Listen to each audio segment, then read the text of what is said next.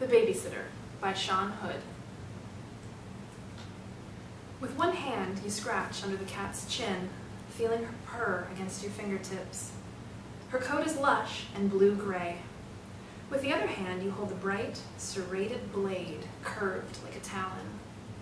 I whisper softly, and you imagine opening the kitty up like a purse with a red silk lining. The warm squirt of blood smelling like a handful of pennies. But, as always, you hesitate, and that makes me mad. Around you is a vacant lot filled with bindweed and broken glass, and beyond it is concrete and gray sky. An SUV passes, its tires hissing on the wet pavement, making you nervous. Now you are looking around anxiously as the rows of tract houses across the street. The little dark windows, oblivious and vacant, offer no help. I whisper again, louder this time, and I promise that if you can just do this one little thing for me, I won't ask for anything else for a long time. You are still crouching, and the cat is rubbing its cheek against your boot. I'm begging you in my sweetest, most gentle voice, but the knife in your hands is shaking, and you're starting to cry. I keep whispering, but now you're talking back, muttering out loud, and I tell you to quiet down and just do it quick so it can be over with. Just do it. Now. You made me wait, and I'm sick and tired of waiting. So, you grip the cat's scruff, pull her head back, and press the blade against her neck, ready to slice. But then your iPhone buzzes in your skirt pocket, startling you, and you release the cat, sinking the point of the knife in the soft, wet ground as if to hide it from sight. Hello? Hi, Annette. I hope I'm not interrupting something. Are you in school? No, Dr. Choi. I got out early. Your voice is thin and halting. It makes you sound years younger than 16. Oh, good. I know it's last minute, but are you by any chance available this evening, say at around 6:30, to babysit? The cat has already run off, and she is peering at you suspiciously from behind a pallet of cinder blocks. You stand up and step on the knife handle, driving it deeper into the soft mud. I'm angry, and you can feel my anger buzzing inside your forehead like a wasp. Annette, are you there? Yes. I guess that would be fine. Great, thank you so much. They all think you're such a nice, dependable young lady, don't they, Cupcake? Well, you should have just done what I told you, because now I'm not going to shut up until you do something much, much worse. We started up when you were 12. You'd lie in bed trying to fall asleep, and at first talking to me didn't feel much different than talking to yourself. Sometimes you imagined the voice was coming from your old American Girl doll, and that made it all seem silly and harmless, like a game of pretend. We made each other laugh. I listened to you when nobody else paid attention. You trusted me. As time passed, our running conversations felt like you were talking to your best friend on the phone. Not a classmate, because you didn't have friends at school, but an older friend, like a babysitter, divulging secrets the kids didn't know and the adults wouldn't tell. Soon I was with you all the time. Our dialogue continued from dawn to dusk, so that you weren't alone anymore in that enormous house with cold marble floors. People began to call you spacey. Counselors said you were in your own world. Teachers described you as sensitive and imaginative, because you always seemed to be staring off in the distance, listening to music that only you could hear. And in a way, you were. I was singing to you, and soon, because you were so painfully shy, I was the only one you ever really spoke to at all. I had you all to myself. At 14, you went online and Googled hearing voices, even though I didn't want you to. You were scared that you might be crazy, and the more I whispered reassurances or muttered threats, the more worried you became. When it seemed like you were going to tell your mother about me, I had to prove to you that you weren't mentally ill. So instead of just punishing you, I told you another secret. Your uncle was asleep in his room, and his nurse, Dallacé, was in the kitchen eating lunch. In the cedar chest, under wool sweaters, just where I told you it would be, was a black onyx figure of a stallion. You gasped when you lifted it and cradled it in your hands. It was the most beautiful thing you had ever seen, and it became the centerpiece of the collection of little horses you kept on a shelf by your bed. This was your very first theft, Cupcake, and it thrilled you to get away with it. Your mother never did notice it in your room, not that she would notice anything, ever. Your uncle, old, sick, and mute as he was, couldn't rat you out, even if he wanted to. I began helping you in all sorts of ways, slipping you answers on algebra and history tests, and teaching you how to lie to doctors and therapists so they stopped asking all those embarrassing questions. You knew by then, without a doubt, that I was real. You decided that nobody else needed to know about us, and that you were a very lucky girl to have me, even if I wasn't always very nice, and even if I sometimes told you to do very bad things. You arrive at the Choi's house, precisely at 6:30, punctual and responsible as always. You're the type of girl who never forgets her homework or neglects her chores. Dr. Choi answers the door with a wide, friendly grin. You are the only babysitter she really trusts. Her 2 children see you and squeal with excitement. The 3-year-old, Elaine, pulls at your skirt. The 8-year-old, Mark, slides along the floor in his socks and fires a warning shot from his Nerf gun that sails above your head. You smile anxiously. You struggle to remain calm. You sit down on the sofa because you suddenly feel like you might throw up, even as Dr. Choi's husband hustles around you looking under cushions for his car keys. On the floor at your feet, the children wrestle and roll like playful little kittens, and you know perfectly well what I want you to do. But you ignore me. You pull Elaine into your lap and bounce her up and down on your knee, making her giggle. I can feel you resisting me, pushing me out, and I'm already making you hurt for it. I know just the names to call you to make you cry. I know just the pictures to show you to make your heart skip and your hands shake. You'll do what I want you to do. But not yet. Not quite yet, Cupcake. Not until the parents have left and all 3 of us are alone. Dr. Choi looks back before shutting the front door, her expression perky with gratitude. Annette, I hate to ask, but would you mind giving Elaine a bath? You want to say something, to warn her not to go, but my voice growls and you are too ashamed to speak. What would they think of you? I'm a secret too disgraceful to tell. Annie? Oh, sorry. Sure, Dr. Choi. No problem. Hours later, you will feel the cold bite of handcuffs around your wrists. The white-faced detective will say you have the right to remain silent, but you will not remain silent. For the first time, you'll tell someone about me. You'll tell all the policemen circling you. You'll tell them everything. You'll say that in the last year, I had become insufferable. The constant chatter, criticism, and abuse kept you from sleeping for days on end. You'll admit all the nasty things I had forced you to do before this, and how you did them just to keep me quiet, just to get a moment's peace. If you hadn't, I would have said hideous thoughts of sticky, wet pain, and black dreams of hot, eager needles, all to punish you for disobeying me. After years of this, you were tired of fighting. You just had to give in and do something to make it all stop. You will confess in great detail exactly how you finally used the serrated knife, hidden in the zippered pocket of your backpack.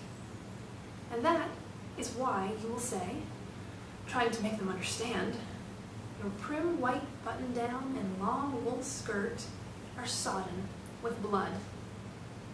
Little Elaine splashes in the water, clapping bubbles together with her hands. You allow their suds into her short, straight black hair. Stuck to the tiles are multicolored foam alphabet letters and numbers surrounding a smiling purple squid. Above you the fan growls, and somewhere water hisses through a pipe. As you rinse her, you pretend you can't hear me. But I insist. Do it. Just like we practiced. No, I won't. This is different. It's exactly the same. She's a baby, not a bird or a puppy. But you liked it with the puppy. You enjoyed it. Gripping its neck, seeing its head under the water, feeling it writhe and thrash, then finally go limp and heavy in your hand. What makes you think you won't like this even more? I didn't like it. You liked it. I hated it. You enjoyed it just as much as I did. You can't hide anything from me. Why don't you just relax? Can't make me do it. Just relax. Go ahead and daydream. Float away in your mind someplace far away. Before you know it, we'll be finished. I'll do everything for you. Just let me take your hands. I won't let you. Shh. Stop crying or you'll scare the baby. Just close your eyes and I'll take care of everything. The truth is, I felt sorry for you. You were such a lonely child. You needed a friend. You needed somebody to show you some attention while your mother was away for weeks at a time. In Hong Kong, in Budapest, in Cape Town, on business. 6,000 square feet of house and 5 acres of land. And there was nobody in it but you. You all alone with museum-quality art, rough Persian carpets, and antique sofas where you weren't allowed to sit. There was the nurse, Dissociation, of course, and your Uncle Benjamin, but they didn't really count. Dissociation didn't even talk much. Even if while the two of you played dominoes or watched TV, and your uncle hadn't said a clear word in years. He just shuffled back and forth from his bed to the bathroom, babbling nonsense like an infant. Even if you had made any friends at school, the big house was too far away from where the other kids lived, and you weren't allowed to take a bus. So you really can't deny liking me, at least at first. You thought I was fun. We stole Dalice's cigarettes and Vicodin. We shoplifted new figurines of horses, porcelain and crystal, from the antiques mall and placed them on the shelf next to your onyx stallion. We poured gasoline on the upholstery of your neighbor's convertible and struck a match just to watch it burn. You never got caught for any of it. You were so polite and soft-spoken. Nobody thought you would be capable of such things. They didn't know you like I did. They didn't know you were so angry. You sit on the bathroom floor, unaware of how long you have been there, spaced out and staring at a bright red rubber duck who leers back at you with a sinister grin. Has it been a few minutes? An hour?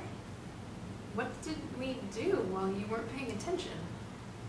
You look over at the still bath water. The bubbles are now just milky white film on a tepid surface. In the center, floating face down, motionless, her dark hair fanned out and her plump little arms and legs underwater, is little Elaine.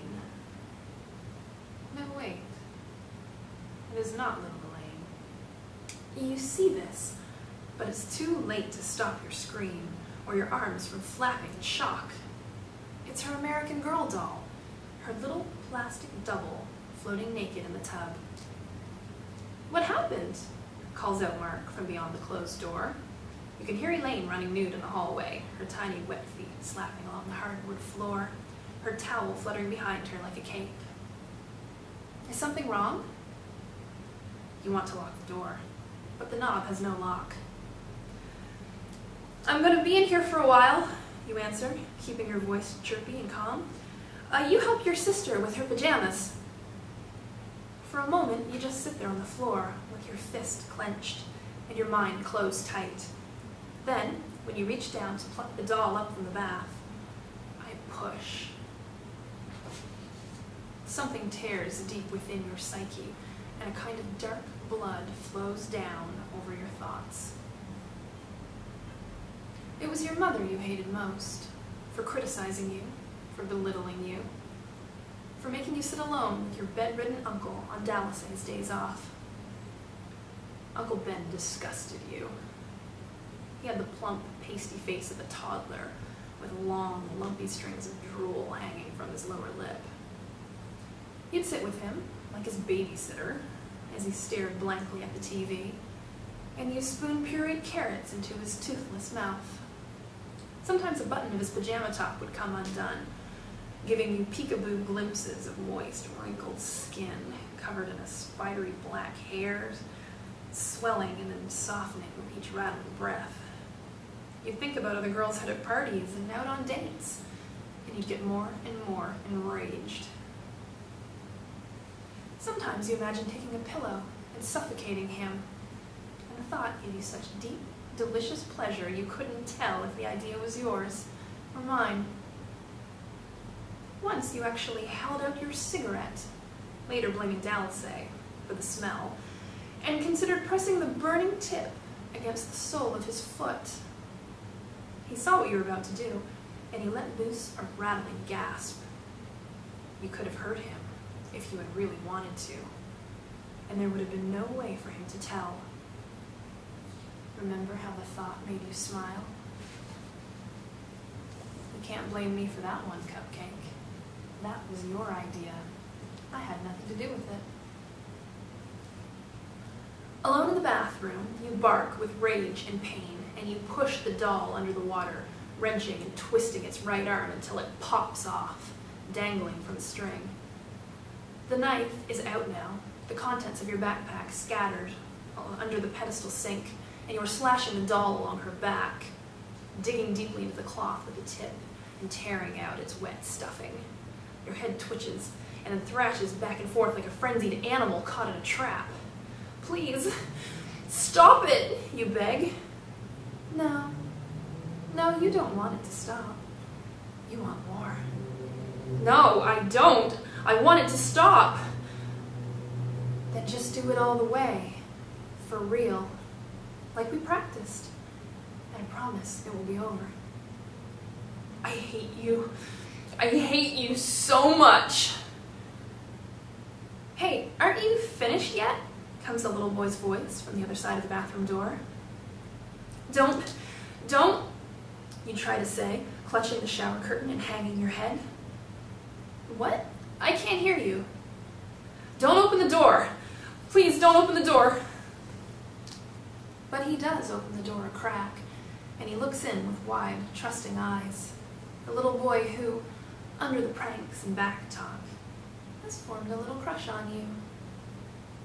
Annie? What's wrong? For the last year, lots of people have been asking you, what's wrong? The former counselors and volleyball coaches, the childhood friends you didn't talk to anymore, they wondered why you didn't comb your hair anymore, why you came to school in the same brown baggy sweater that covered your body like a burlap sack, and why you couldn't look anyone directly in the eye. They could see you retreating further and further into yourself, wandering down hallways as if entranced. They suspected you were afraid of something someone might do to you, not understanding that you were afraid of what you might do to someone else. Sometimes you would awaken from one of your daydreams, unaware of what you had been doing for the previous minute or two, sometimes the previous hour. One time, you found yourself sitting in the bathroom, holding a candle under your outstretched palm. Before you could scream, before you even felt the searing pain, the smell of burning flesh made you retch.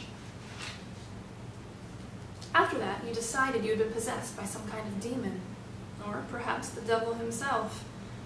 I could feel you planning to go to your mother again, and I had to make it very clear what would happen if you did. You had the habit of sleepwalking, as well as daydreaming, and this gave me all sorts of opportunities to make your body do things while your mind was away. One night, you woke up to find yourself running down the hillside behind your house, stark naked, your skin torn and punctured by thorns, about to blunder right over the edge of a retaining wall and fall into an intersection far below. Another early morning, you found yourself mixing your mother's oatmeal with insecticide. You came back to consciousness before you actually went through with it, but my lesson was clear, and for months afterwards, you wouldn't dare disobey. Until now. You walk out into the hall, shutting the door behind you, smiling like Mary Poppins and pushing me out of your mind so completely the children don't sense that there is anything to be afraid of. It shocks me that you can fight back this hard. I had no idea that you had become this strong. We're going to play a game called Monster. If I chase you, you have to run. Don't let me catch you. Don't even let me touch you, or else you lose. If the monster roars or says scary things, you have to hide. You keep your voice calm and steady, and the children laugh with delight. They like the game. But I'm pressing into you again, and you are weakening. Any second now, your body will be all mine. Okay, let's begin. Your voice quivers and breaks. Run! Run, both of you! Your body twists and lurches like a marionette pulled by two puppeteers, each fighting the other for control. You chase the children in little spasmodic fits and starts from the living room to the kitchen and back down the hall. Sometimes you fall to your knees, tremors spreading over your limbs, and then you wobble back to your feet. Your arm, suddenly under my control, darts out at them with gnarled fingers.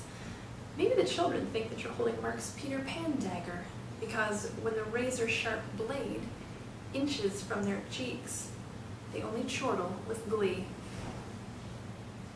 Finally, brother and sister fly into their bedroom and slam the door shut. The doorknob has no lock.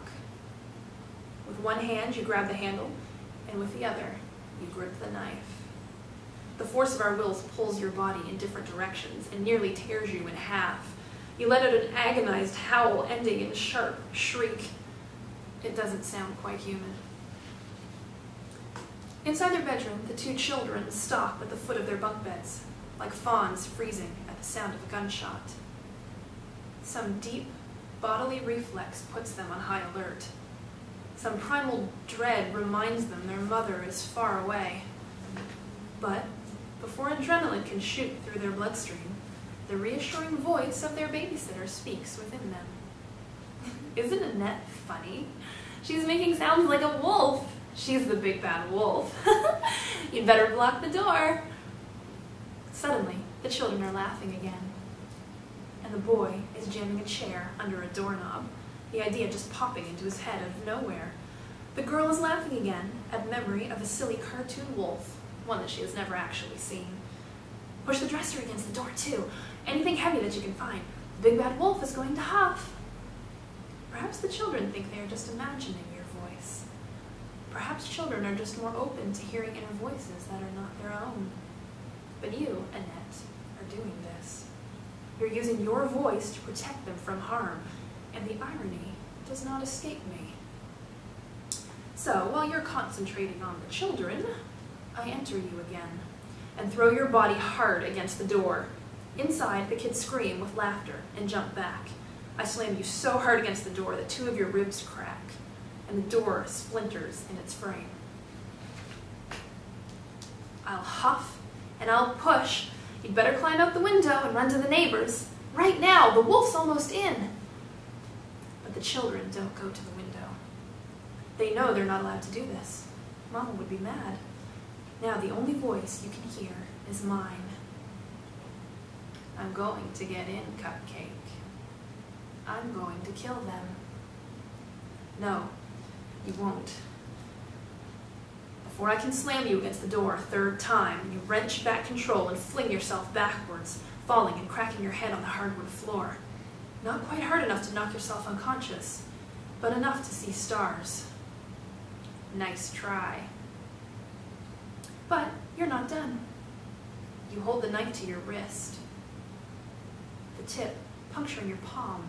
You threaten to drag the knife down over your wrist and open up your forearm like you were pulling down a zipper. This I was not expecting. Not expecting at all. I'd rather die, you say out loud, and you mean it. And for once, I have nothing to say. All you hear in the deepest, darkest, secret room of your mind is my sudden, rattling gasp. So you hesitate, and something clicks. You know. You finally know. I know that you know, and for the very first time, I am afraid of you. I knew I couldn't keep you innocent forever. At some point, you would start to understand what was happening and realize what you yourself could do. I thought I had a few more years before you found your voice, but I was wrong. The crisis has started this afternoon. You were sitting near the back row in your biology class, trying to keep your mind a complete blank. You were discovering that at certain times a day, if you kept your mind completely shut and focused on your breathing, counting the in-breaths and the out-breaths, my voice became muted and distant, as if I had fallen asleep. You were doing just that, eyes closed tight, winning a few precious moments of peace and quiet, when an image popped up in your imagination. You could see the back of your own head and shoulders, as if you were sitting in the desk directly behind you. Such a pretty neck, he was thinking. Your eyes still closed, you scratched the back of your neck, and you could see your fingertips, as if you were watching yourself through a closed-circuit camera. You raised your arms and stretched, arching and twisting in your seat, until you could see your own face. Once you turned, you snapped open your eyes, and you saw the spellbound boy staring back at you. Startled, he looked away. She's so sexy, he was thinking. It hit you like a shower of cool water. I can hear him thinking. I can see through his eyes. I can feel his thoughts. You could even see his daydream about kissing your neck and running his tongue over the button of your pert little earlobe. You pervert! It was as easy as turning the knob of an old walkie-talkie and finding the right channel. Then all you had to do was push the button and speak. The poor boy had no idea where the voice in his head was coming from. To him it must have sounded like a disembodied mother scolding him. Shame on you! He looked down, his cheeks reddening, his eyes wide with embarrassment, as if someone, who exactly he couldn't even say, had thrown open a door and caught him doing something dirty. He looked so frightened that you couldn't help but giggle. Then, walking home, you started to wonder, how did you do that? Who else can do that? Who's the voice in your own head? But then, crossing the vacant lot, you saw the cat with the lush blue-gray fur, and I was able to distract you. I needed just a little more time because I wanted you to learn to enjoy it like I do. I wanted you to relish dark joy that comes from penetrating another mind without consent. But now there wasn't much time left.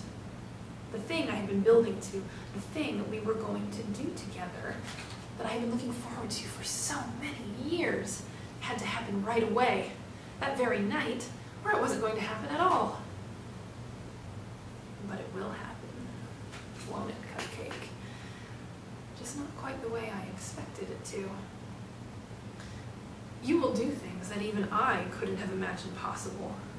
Cruel and contemptible things. Afterwards, the police will count 47 separate stab wounds. The bedroom carpet will be littered with severed fingers and toes, chunks of flesh, anatomical pieces the detectives are too sickened to identify will be smeared across the walls. Perhaps I had always underestimated you. I have to go. I'm so sorry. I'm sorry about everything, you say, pushing past Dr. and Mr. Choi at the front door as they arrive home. They glimpse your red eyes and wet cheeks. You run across the yard in a dead sprint without looking back at them, fleeing the scene, towards the hills and briars, back to the house with the cold marble floors. Dr. Choi senses that something is horribly wrong. I can just see her flipping on the lights and finding the living room couch slashed open with mottled heaps of feathery down spilling out of it like entrails. She bolts down the hallway, calling out her children's names, high and shrill. Along the way, she sees the slashes along the drywall like claw marks, a crystal vase shattered on the floor, the fragments shattered like chipped ice, and a wet doll, hideously dismembered, hanging naked from a sconce by a lock of knotted black hair. I can just see her pushing on the bedroom door until the chest of drawers behind it tips and falls to the ground with a cataclysmic thud. Behind her in the hall, her husband is calling 911. Beyond the door, the children's bedroom is pitch black, and the house is dead quiet. What she expects to see as she reaches in and finds the light switch is a horror too immeasurable to name. Perhaps she has a kind of premonition of what might have been, but what she sees instead are her kids jumping up from atop the bunk bed. "Boo!" they yell, and when their mother shakes and screams, they cheer to celebrate their success. Thanks to you, they still think this is all part of some comical game of monster. Until they are much, much older, they will never have to know just how close we really were to slicing open their bellies and carving out their eyes. Weeks afterwards, the doctor in the hospital will ask you, "Did the voice tell you to do it? Like it told you to do the other things?" No, it begged me not to. It pleaded. Wait, who pleaded? The voice or the victim? The victim pleaded with me not to do it, but the voice urged you on. It made you go through with it anyway? No, I'm talking about when I got home. By then I wanted to make the voice stop, to shut it up forever. "I still don't understand," says the doctor, professionally neutral. "What made you think that by finally committing the murder, the voice would be satisfied?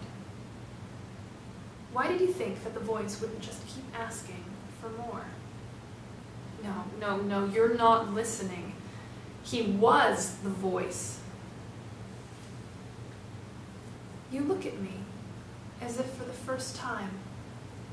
Your mute, bedridden uncle, who had lived with you in the same house since you turned 12 years old. Your eyes flash with indignation, and your rage blocks my voice from ever entering you again. I try to speak out loud instead. My dry, quivering lips struggle to form words. I try to tell you that I love you, and that I have always loved you. I want you to understand that what we have is a gift, a secret family gift, and that I can teach you so many ways to use it. I can teach you to slip inside people's minds, even over great distances, once you've been inside them for a long enough time, and do anything you want to them without consequences or retribution. I can teach you the way my cruel, older cousin once taught me. I try to say these things, but my sick, feeble body will not comply. The only word I manage to cough up is, "Please."